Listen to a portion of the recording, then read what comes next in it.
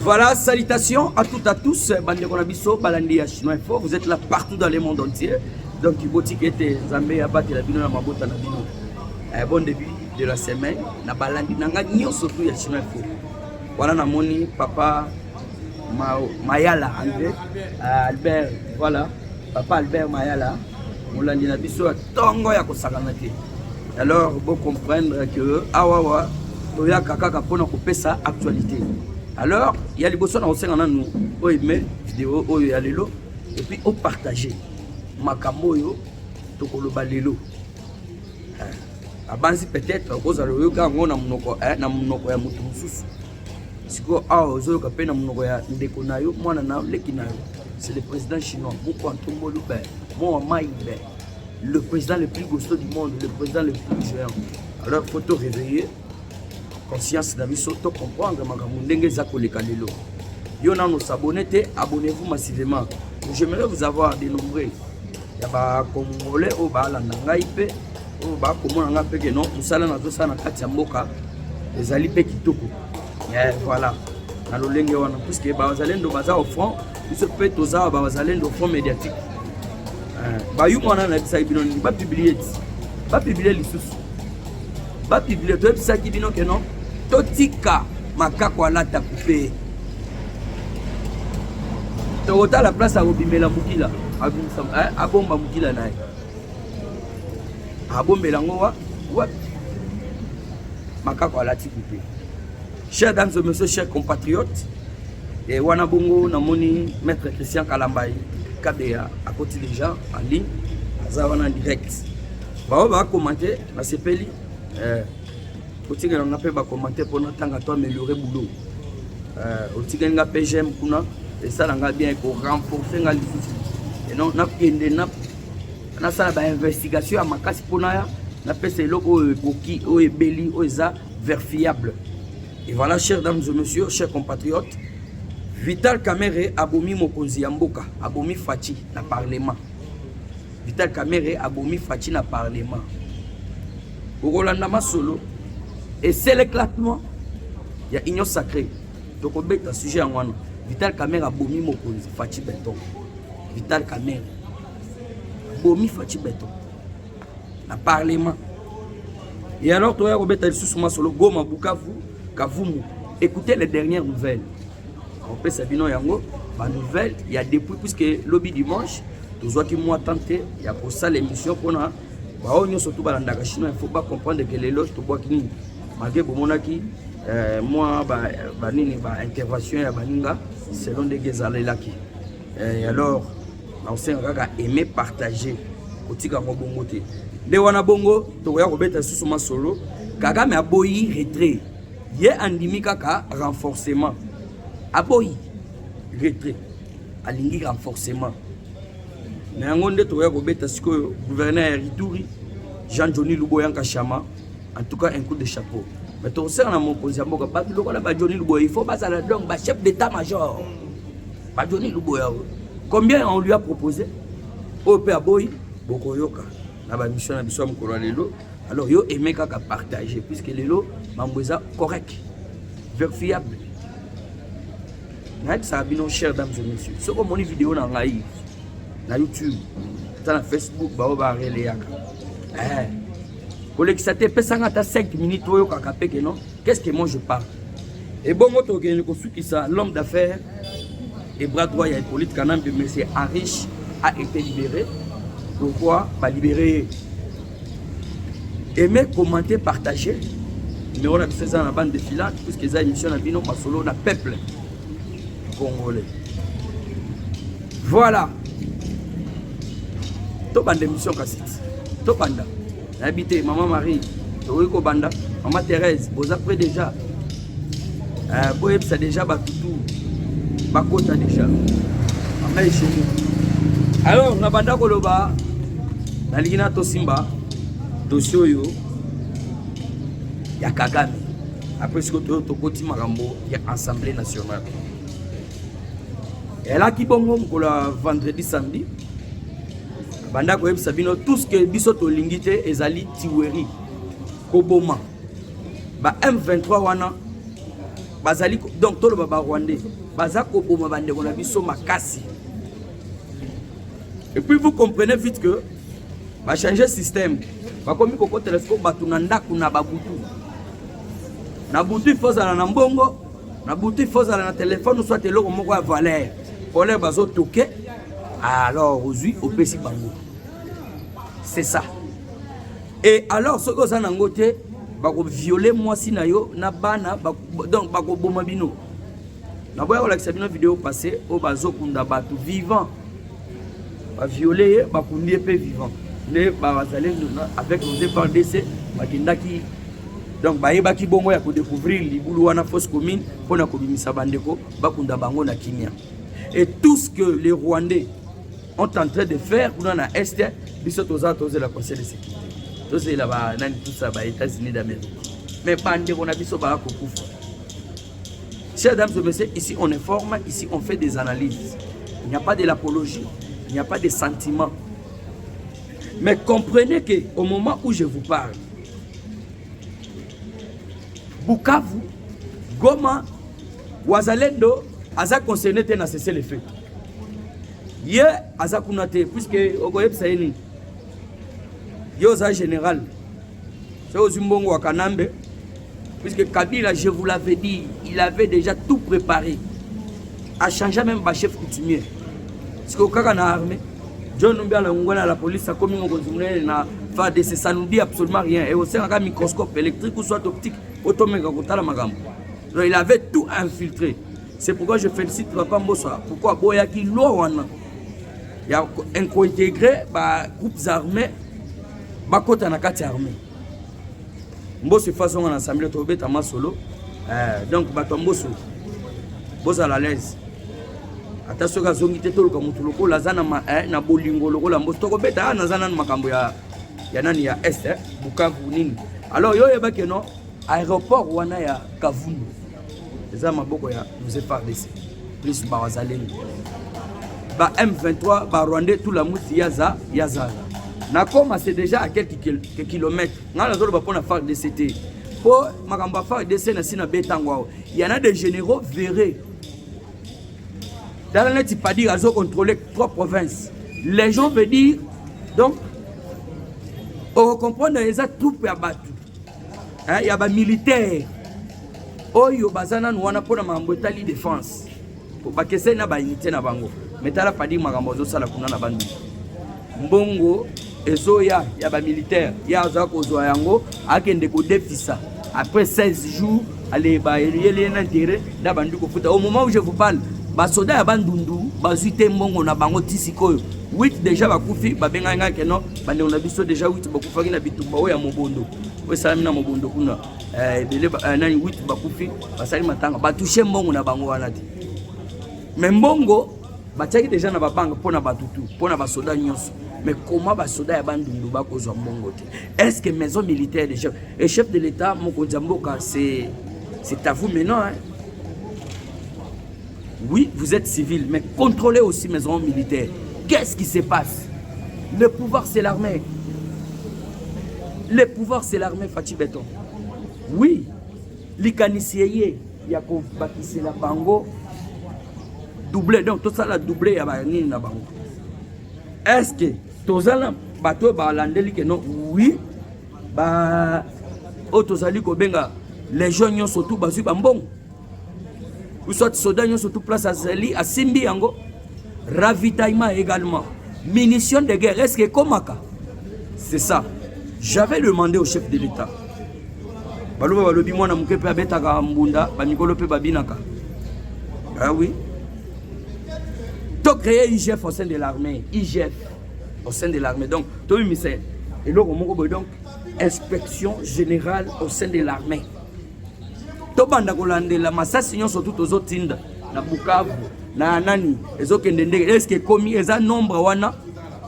Mbongo yo toza ko pesa, ou soit toza ko motiver, ou toza ko motiver bandeko, na biso ba militaire. Est-ce que zali ko koma? Dans la carte, il y a est ou soit partout dans le monde et partout dans l'étendue territoriale, la mise en place par militaires Bazali et Zali Nakasai. Donc c'est sans distinction. Est-ce que Zali Kokoma IGF Yewana IGF au sein de l'armée. Je vous l'avais demandé, le chef de l'État, est-ce que tout autour de vous, bateau balanda biso baza, et ça fait maïlis. Et ça aussi un bon belé. Mais t'as là, si on a minute où je vous parle, Bukavu, Goma, Nazako Yem Sabino et Nazako continue Koloba Yango. Bawazalendo, baza ba fa DCT. Fa DCT ne mutaza ko respecter, c'est le fait. C'est le fait concerné Wazalendo te. Wazalendo azo lingande azo mboka na ye. Puisque ça mabele na ye, yo ennemi bima. Depuis déjà ba otoza ko conseil de sécurité de l'ONU, ba siéger ba le bisonné sur tout yawa. Na ba etando iketo lobeli yango. Mais les lois boya ko bima. Qu'est-ce que vous avez songé au moment où bazo tuer, il massacre, il viole bande konabiso. Et écoutez, chers dames et messieurs, Wazalendo balalité frappe. Et puis, baza déjà quelques kilomètres de Goma. Diko Kagame. Donc, à comprendre que moto eleki. Wazalendo déjà baza quelques kilomètres puisque Batuna Bango baza déjà faible na katia terrain baza à l'arté. C'est au moins déjà comme on sait que là ba chombo, ba comme ko kene na ba bango ko buka bazo kuta sur le côté. Donc bazangi ba moyen ya ko futa bango. Comprenez aussi ça, c'est facile. Chers dames et messieurs, avec Bosé Belé, Ibrahim Kabila, je vous salue en passant. Et donc la démission Kabole yango bana katanga yote. Le bateau ya katanga yote, tutakupenda sana. Ouais. Ozawa na bateau ya Bukavu, bateau ya Bukavu, bateau ya Goma. Mina kupenda sana. Mais awawa, tout ça qu'on met en masolo.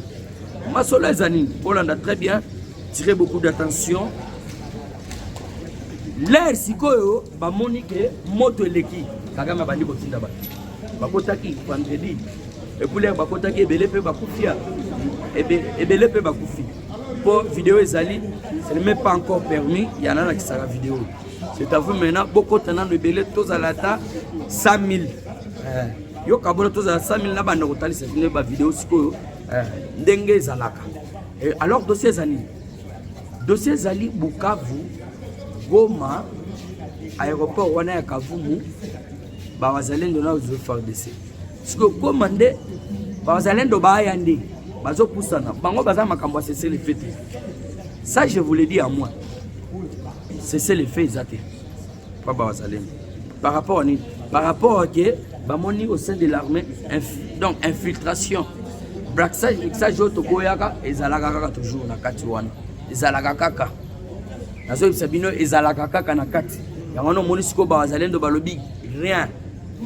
Biso siko tozo to récupérer mboka na biso puisque za mabele na biso. Et je comprends maintenant le sens du patriotisme et tout le monde doit avoir l'esprit défensif. Il y a que défendre un mboka. Alors on a sauté dossier wana na zui siko dossier ya donc bozo c'est la caméra bomi mokonzi c'est là makambo eza ebele maintenant alingana na zo dossier oyo ya Kagame oyo aboyi retrait alingi kaka renforcement. Kagame aboyi retrait alingi renforcement par rapport à nini l'air to moni déjà batu bazo kota ba Rwanda bazo ya kaka olie babima bango sikonde bazo kota. Papa Pierre Mawete na monio oza en direct. Na papa Pierre Mayala oza en direct déjà na moni bino beaucoup magapé utikela nga ba commentaire na kati wana go aimer. Donc Kagame a boyi retrait. Oui, Qatar deux fois. Et c'est la troisième fois. Wana de tolobani wana babandi ko bima. Ah non, nous devons faire beaucoup d'attention. Nous devons faire beaucoup d'attention.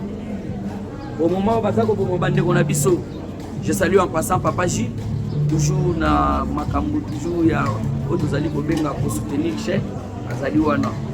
Mais bolan Kagame aboire mais tout le soko zande kona bombo. Makambo nzo peut-être Olanda ki yango mais tozo sala siko banalise. Est-ce que Kagame andimi que abi misabatuna hein? Donc ndenge zalaki bosenga ya président ya Qatar bafandi na Fachi Beton kotoyo Kagame afandi kotoyo eloko to senga Kagame ezali retrait donc akopesa condition ezala te bima ya komona bongo Kagame akei abengi Kabila ya kozwa charge na ya ba M23 ngana zo pe nani ya kozwa charge na ya ba AFC nga pe na zo ba M23 ya ona bomoni Kabila to beta pe masolo na kati yawa avant to kende ko chite pona mambo etali Kabila po ebele ba epsia ya kimi mbangweri na ebite ayoki moto tondeni. Mais comprenez, chers dames et messieurs, masolo Qatar et Betami avec les deux présidents, ça n'a pas pu tenir. Tozo solo là à tête reposée. Ah, toza tranquille. Fachi bakutaniti. La Kagame, fachi alobaki boy. Ngai na mutoyo kaka na lola soki wapi. Mais bakutana.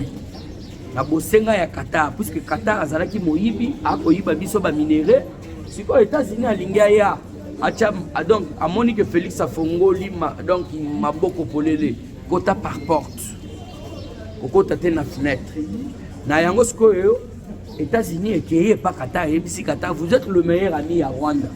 Est-ce que vous ne pouvez pas faire quelque chose qui n'abîme Sabatounaï le plus vite que possible?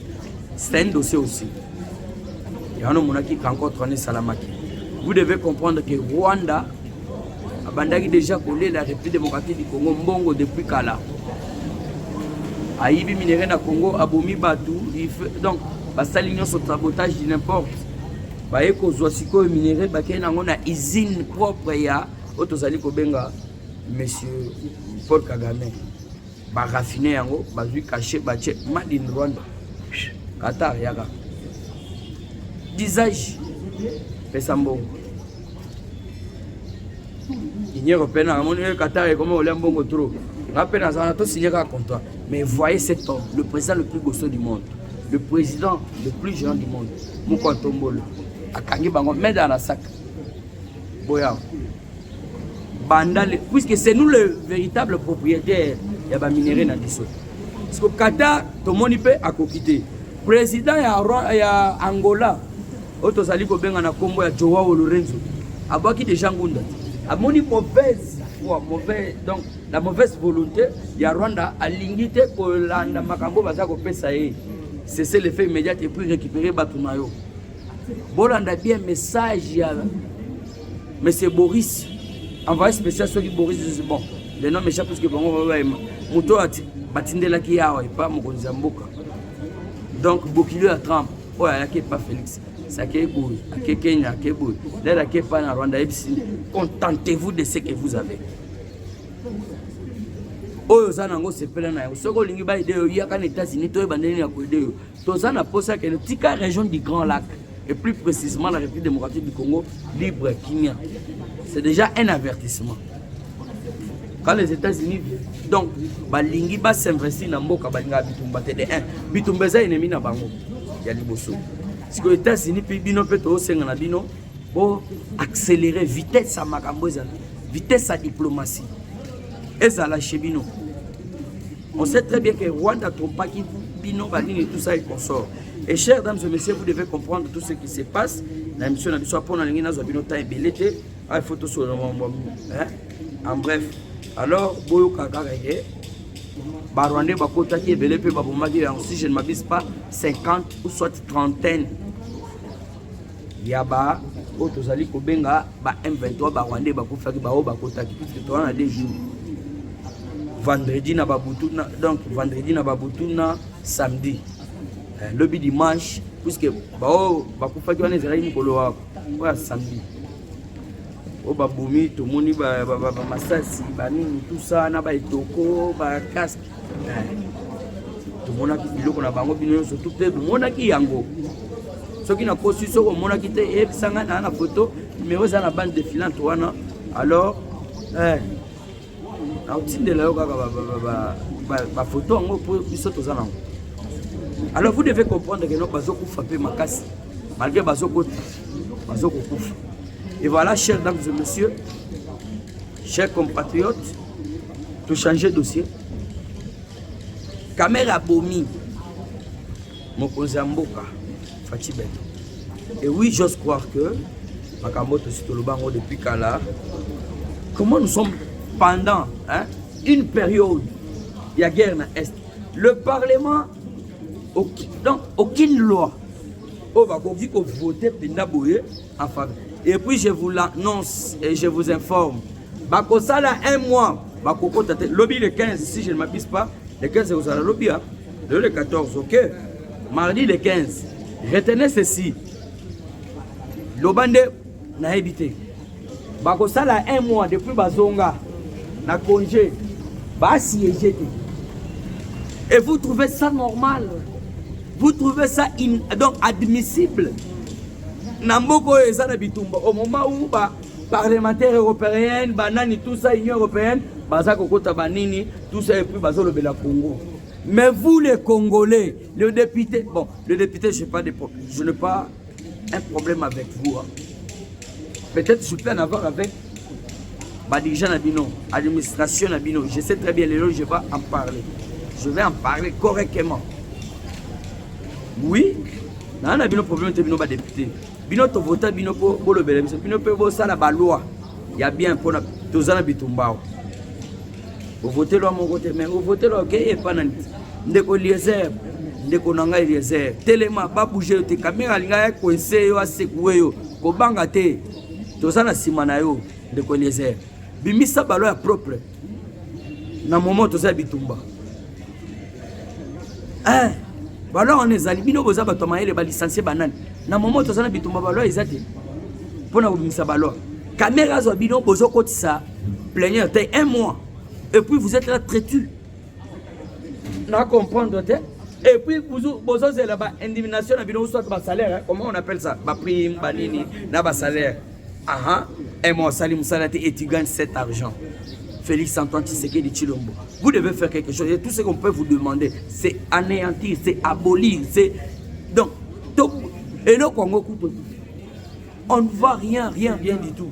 Et ils sont ici, vous allez découvrir et j'ai des révélations et sire on a coupé sa bidon. Puisque nous ne pouvons pas perdre le temps. Moi, l'Assemblée nationale, bureau est commis divisé par 2. Bureau est divisé par 2. Chilumba sali clan nae. Bazakuna na ba mboso que je salue en passant Moussala Kitoko. Mboso fallait qu'ils on comprend maintenant. Mais Moutoye Libiso Vital Kamere c'est le président Félix Antoine. Je m'enchaîne déjà. Donc Nazako s'est déchaîné déjà. Donc je me déchaîne. Nazako donc on a fongwami. Vidéo est comme le Mokonzambo. C'est vous, au Mémé Libiso Vital Kamere. Justice et Kanye, voleur, Yamamboitali, tout ça. Vous vous êtes bâti la grâce présidentielle, c'est un CADMI. Au PSAE, ministre de l'économie. Banque de République démocratique du Congo Zanango. Nathalie Kamera. Banque de République. Toutes les banques que vous voyez dans le Congo, et ça banque à l'étranger. Mais vous avez un ministre de l'économie, attends, créer banque. Et puis, comme on a conseil des ministres vendredi, banque bien ordinateur, tant. Mais les gens ordinateur, caboche. Ils sont en train de vous tromper, de vous rouler. Et le peuple congolais qui vous ont offert deuxième mandat. Bazo talaka ndenge bazo sakanela yo pa ba nyanga la kato. Oyebike Mokonzamboka oyebi yango. Depuis que ozumbata oche nani coordinateur ya Union nationale et tout donc c'est ça l'éclatement. Caméra bango kuna ba sali clan na bango so ina ba question so na nani kasela mais je n'ai pas même l'envie de potanga ba komo na bango bana clan et commis balé ensemble. Azape na batuna caméra. Ala batuna ko. Oui, le chef de l'État, il ne fallait pas ça la boye, il faut faire sa considération, mon boye na union sacrée, puisque bisotoza. C'est pourquoi na sengara toujours Mokonzi. Considérez aussi les jeunes. Considérez les jeunes. Et non pas papa on a kala. Peut-être ils ont étudié mieux que Bajeno Baya, mais Bajeno Baya malgré savoir na bango, ils sont doués. Je vous ai toujours donné l'exemple de Doudou Famba. Abimi à l'école de finance, regardez ce qu'il est en train de faire, la finance. Qu'est-ce qu'il est en train de faire? Quoi améliorer? Quoi la stratégie? Quoi ça quoi et quoi? Pour que non, tu vas sentir que moi j'étais aux finances. Et ce que bateau y a autre ça bien union sacrée. N'a-ba tu n'as pas idée peste, n'a pas eu autant à Bakombo. On vous roule. Quand est comme mi balé ensemble. Et puis beaucoup comme Makambe le chaos. 1 mois bazo salate, 1 mois ba député bazako se réunir mais bazo zelambongo Wazalendo kuna zobeta masasi, faire des... Est-ce qu'on ne peut pas supprimer ensemble mbongo wana tozongo, topesa basoda, ba militaire tozana moment la guerre. Comment trouvez-vous possible que nous sommes pendant la guerre? Assemblée nationale bazo kutanate, bazo ko fandate, mais président na bango zawan. Est-ce que c'est pas nengo no makimbat? Et tout ça, ça commence où? Moutou ya Assemblée nationale mokonzi wana Vital Kamerhe. Akenda kutana ba rebelle. Et puis dans le discours na yelo bani nous voulons les chefs de l'État à cause de naba. Clan ya Chilumbayi bango kutu balingi te ko kata M23 au solo na M23 soit au pesa bango chance ou accorder bango quelconque dialogue, rien. Clan ya Chilumbayi mais clan ya Kamerhe yango nde senga ki. Et voilà maintenant comment on vous tue à parlement. Et comment l'Assemblée nationale est qui fonctionner un mois bazo kokutanate mais bazo zelambongo. Dans quel pays? Mieux vaut quoi boli yango, mieux vaut ko boma yango. Oh, bateau baza tout autour ya mokonzi. Na éviter qu'est-ce que vous êtes en train de faire? Na bibino très bien. Boli ngara soyi bokonzi a fatie sili allez. OK na ba poto ba Canada na bana na bino peuple congolais. Et puis je demande au chef de l'État, le président de la République, Moukontombolo Moumaï. Yokela kabiso pe papa, malgré tout ça, abonnez-vous massivement. Ceux qui n'azolo bamakambu kitoko, continuez à aimer mon émission. Et puis collez qui c'était vidéo nanga à n'importe quel jour, puisque quand je parle aussi, il y a quelque chose qui sort. Débarrassez-vous de tous les coopérants politiques. Bateau baza tout autour na yo. Na vision ya mbongo, na vision ya bash s'enrichir. Peuple congolais za na kati na bangote, kolinga bangote. Batu ya peuple baza bana mama marque. Baza bande ko na yo te. Et c'est ainsi que na kosenga Moukontombolo Moumaï. Débarrassez-vous. Oya kokanga il faut kokanga bango. Comment trouvez-vous possible puisque Fonaïb Sabino Masolo. Assemblée nationale divisée. Oh na batu nae, oh na batu. Siko bokoyo ka monsieur koya. Motion et koya puisque Kamerhe azana kanda demba longoli makambo ya union sacrée bazui basali yango ka soki 40 membres ba diriger mes coordinateurs ye yombate Kamerhe place wana ayoka bien te puis na ndeko sangisaki union sacrée na union surtout batu na union surtout bafanda Kamerhe ayate comprenez déjà ozo milukele liwa Kamerhe tout ce qu'il est en train de faire azako geler. Et mes chers aînés, faut bobeta makambo Kamerhe azako geler. Bango baza prêt à Salam Mukanda. Pourquoi j'ai choisi Hippolyte Kanambe? Pourquoi j'ai choisi Kabila? Mukanda ezali. Et est-ce que akoki ko rédiger encore Mukanda mususu un livre? Pourquoi j'ai choisi Tshisekedi? Aimez commenter vidéo nangai. Voilà. Au s'abonner naturellement, non, il parle, c'est du savoir aussi. Oh oui, je suis là. Et comprenez que l'Assemblée nationale, pendant la guerre, pas même 2 jours, il va se réunir. Mais, bazo fanda, bazo zelaka mbongo bafutama dans un pays responsable. Assemblée nationale pendant la guerre. Bazo ko tate pona ko bimisata lo pona ba nani makambu kuna na est. Mais bazo zelaka mbongo. Ah, ça c'est tuer le président de la République. Et le président de la République, vous êtes en train de chercher vous-même. Liwana Yomoko, Kamerhe, papa et qui se quede abanda undimaïté. Mais oui, peut-être avec Bisso, je me rappelle, Badoyan Bazali. Nous devons travailler avec eux. Peut-être ils sont pris en otage. Mais eux, Baza pris en otage. Bah, eux, Balinginde Yote. Balingi olongo Kabila yoanat nakaka yaki na Goma na pesa bino pe information mais information mususu yeke yakimi moto kuna nazo ebate na vérifier yango na kota na mozindo pona ya po bino tubo yebi na photo lamba ba photo ça ba investigation. Et voilà, chers dames et messieurs, chers compatriotes, vous devez savoir que non, le président de la République, tout ce qu'il peut faire pour le moment, tout dissoudre Borwana. Bongo belé bazo zongo peuple to e bate bamsu baloba 21000 bamsu 14000 na ba député ata mongo ta loba ke tozwa ka autant mais ezali futi na yo ata boye ezali le côté mais ozo zongo sali musala te Au moment où Azalendo toka kuna na masasi. Au moment où nos FARDC bazo toka kuna na masasi. Yo fandi au sali rien pour gagner cet argent. Et c'est dans quel pays? Pendant la guerre. Loi à mon côté et outil pas député à mon côté. Son. Ils sont tous parlementaires debout. Autant que les debout à table vélo pour défendre. Pour défendre Kakambuka. Mais bino vous avez parlementaire assis dans l'assemblée. Bon Monica Méré, à ça pour réunir binoté un mois. Moutoro le bazate, c'est pourquoi j'ai réveillé et les entambours. Il faut qu'ils se réveillent. Marambonio surtout dans ça le chef de l'État doit savoir. Bon continuer fandi dans l'assemblée. C'est ça ce que je peux dire. Assemblée nationale, Cour constitutionnelle, na Sénat. Mais tout le monde pendant la guerre, les ressortissants, il y a côté est, il y a Bawalung Banini. Bazo Mabandeko na bango, batika likosa la déclaration mon côté. Chef de l'État, écoutez-moi très bien. Maman Denise Nyakero, la première conseil du chef de l'État. Vous devez savoir tout ça. Olive Lembazaki, Tilelo, mon mari il revient. Mais vous devez faire aussi quelque chose, maman. Vous êtes la première conseillère à mon conseil. Il faut que c'est à la tout ça. Tout le monde au conseil à l'Assemblée nationale à Israël, et na mona quitté. Pendant qu'on ait s'indigner, il faut que va tomber à Batou, pour faire bitumba ya Israël na Gaza. Mais au moment où bande qu'on a bazo pour mabango, il y a zakuna. Tout ça la baba. Tout ça la baba.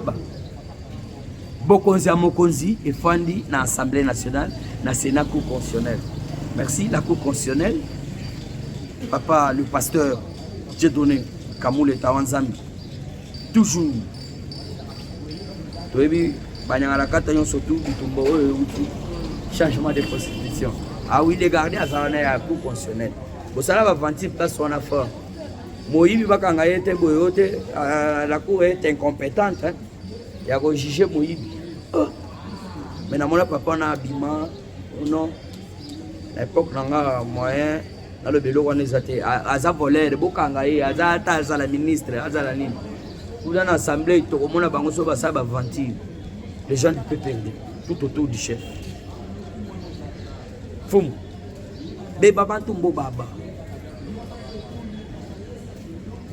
Bato yo koki ko pesa confiance ba ko sauver mboka ba ko sauver puisque yo na minute ba ko me ko compter le mikolo. Et on monaki au binisa il kambo ya changement de constitution bitumbe bandi wana même to ko meka ako joka molani. Chers dames et messieurs, chers compatriotes, on a toqué bongo na ko chité gouverneur de l'Ituri Jean-Denis Luboya va proposer 8 millions de dollars et pas votre kala ba yaki ozambongo na ye pas celui nanga asale band ndenge nazoyoka puisque primaire pe fo na pesa kabila bamsusu baloyote kabila landaki nanga kuna ko afute mbongo na ye bamsusu balobi ayaki kaka pona ko bengala ebisa bino keno chacun doit porter sa charge.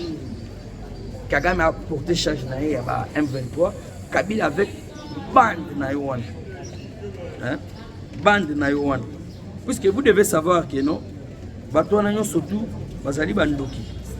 Hein? Bazali bandoki. Bazali bandoki vraiment nazo ibisabino bande ko mangai. Et alors, mutula mutu amema mitumba na ye. Ya wana moni kabila yaki mais c'est que Japon akimaki pe ako comprendre pourquoi akimi. Siko wana yoki sur que ayeko corrompre parce que toyoki que non batantaki Jean-Denis Luboya na 8 millions de dollars. Pour me concéder ville. Et simbité. Luboya singa ayebisi bango ndinga shama. Ndinga shama. Oh là là là là, chers dames et messieurs, chers compatriotes. Donc vous devez savoir que Johnny Luboya a un sens à patriotisme. C'est au conditionnel. L'Amérique a tenté 3 à 2 généraux qu'on a été cédés. Mais ça n'a pas pu tenir. Luboya Ibsing Bango Nazanga Chama. 8 millions de dollars. Nana Koboya. Lettre Robetama Soloana, n'a occupé moi le bit. So, il va pêcher au bout de 1 million. Ah, oui. Après, tu as le bac, ils ont un homme qui a beaucoup. na gozo on la tient na poche mais taï mbo te na bimisi yango pe na fundi bino motoka nganga za mais niveau ya ba père eza eloko wana te puisque ako perdre confiance auprès du chef de l'État puisque toujours sengele comme mata chef d'état-major puisque azana considération puisque considération azana ngo pona mboka na ye donc veut dire na minute oyo mutu mususu oyo akoki ko bimisele mbongo azate mbongo moko zambo ba corrompre na 8 millions toko sala geste te zo pe ata 1 million na fanda wana ebele ba seda bana batu bakufa kaka na biseda seda na mbongo mike mais tala luboyanga chamba le gouverneur militaire na ko lobele te na ebiete mais Nathalie que non il a été contacté pour corrompre avec 8 millions et il n'a pas cédé et c'est ça le sens du patriotisme, c'est ça le bon sens et j'aimerais que non ba généraux mususu o bazana armée bana mboka bon comprendre dossier ndenge zaleli mutoai pompe binoté mutoa ko sabinoté okoki koteka mboka na pona $200 2 millions 3 millions te mboka ekotika la ya bana mboka bande kona biso ba auto za ko benga ba cher ya Bukavu ya Bukavu matracien yo soko teki siko ba Rwandais tout ce qu'ils veulent ezali que ba bomo ba Congolais et puis ils remplacent bango totikela bango baya ale c'est ainsi que non etandi wana bango balingaka ko ezana minéraux ko kipango est-ce que bande ko wana baza ko rejoindre ba nyanga na kata wana ba imakambo ba jongo être badou de son état papa mukolo permettez-moi le terme ba mukuma dionso les Congolais a mauvais goût baza bato kokanga et puis tout ce que moi je me demande Jacquemin Chaban est-ce que vous pouvez toujours autoriser s'il est le peuple d'exister question mark et me partager mission ya lelo akosenga na yo kaka kabola ouais s'abonner na kuna tolanda pe maka mususu comment trouvez-vous possible le PPD oyo kaka non mututel a utina PPD akeko sadega pa nanga mututel akeko rejoindre nanga mututel akeko rejoindre nanga et où PPD ndambo INC et le parti comme tel tout tire yango fonctionnant donc c'était parti rebelle autoroïque quoi donc qu'on supprimer yango sur la liste malgré la liste est exhaustive na Congo ma parti politique plus de 5 quelques hein? Donc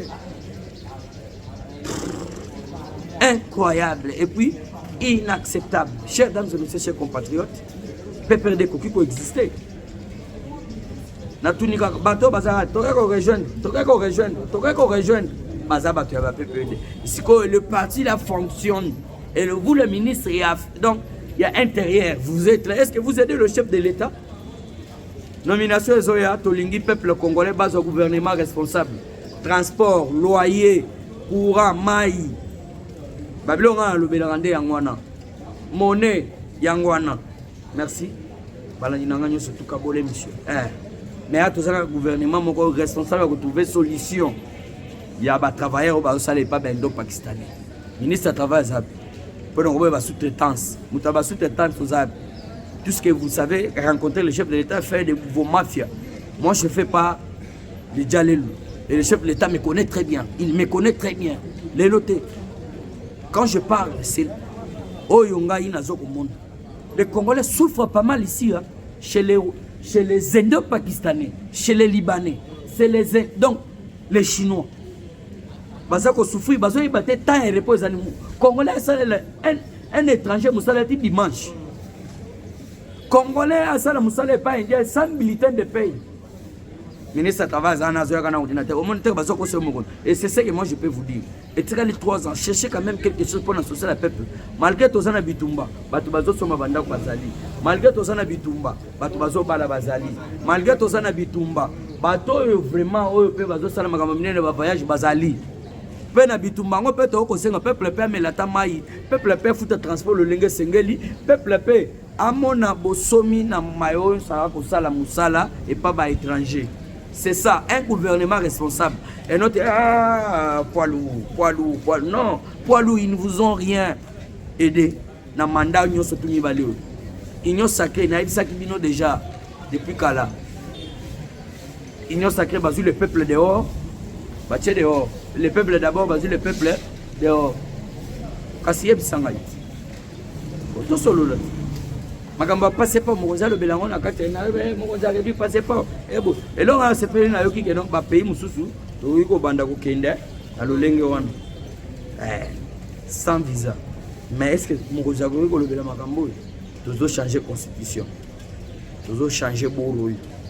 Et voilà, pour notre cité, l'homme d'affaires, M. Henrich, a été libéré. Il a accepté de collaborer avec la justice. Henrich Azali, homme d'affaires, il y a Hippolyte Kanambe. Donc, Mbongo, Kabila a posé le virement des comptes, à ravitailler, à corrompre les généraux, tout ça, à travers Babilo, Henrich Azan Angwawa.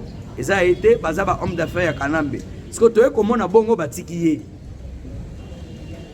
Yakoka Mwezani Nio, il a accepté de collaborer avec la justice. Oh, après avoir trahi le pays, vous avez collaboré dans la justice. Chers dames et messieurs, tout ce qui se passe ici, c'est toujours du théâtre. Justice. La justice est-elle encore malade? Oui, la justice est malade. Dossier à roulage à Koufou. De la situation, procès. Mouton a découvert que notre cortège à maman premier ministre. Malgré le bac que non tiba zonga na ibite na ngate. Oui, vous avez un problème que maman j'ai dit fanda na ngwende na yo. Quelle linette toujours. Puisque mon konzambo to mona azo pesa bato linette. Confiance. Sama lokonde linette premier ministre, azala premier ministre. Ilungamba linette azala premier ministre.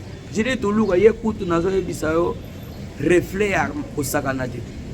On a reflet to photographe. Mais on a dévoilé, on a porté disparu. Donc on a battu justice. Est-elle encore malade ou pas?